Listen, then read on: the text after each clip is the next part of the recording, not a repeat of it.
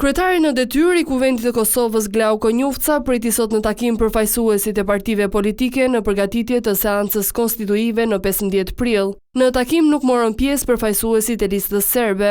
Gjithçka shkoi mirë në këtë mbledhje, u caktuan ulset. Sa i përket kryetarit të Kuvendit, lëvizja vendosje ende nuk e ka dhënë emrin e kryetarit të Kuvendit. Kjo me siguri edhe për arsye se mendoj që të gjitha pozitat sa i përket përbërjes së re të mazhorancës, e cila do të shndrohet pastaj në qeveri, i nënshtrohen disa principeve.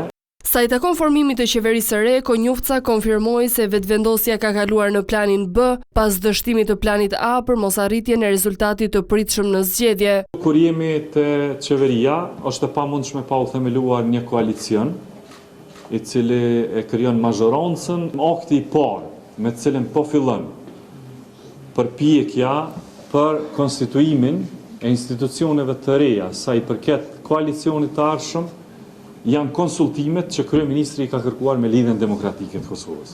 Konjufca njëkohësisht nën kryetari vetëvendosjes sa se janë vetëm 2 skenar. Kemi një vit të demarkacionit të saktë me këtyre 2 skenarëve.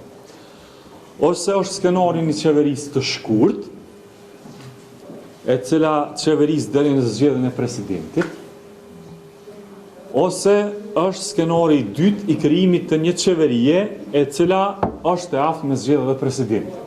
Deri më tani asnjë nga partitë opozitare nuk ka shprehur hapur gatishmëri për bashkëpunim me vetëvendosjen. I pyetur për media, Konjufca nuk konfirmoi si të sigurta as partitë minoritare, të cilat lëvizja vetëvendosje i ka pasur në koalicion në 4 vitet e fundit.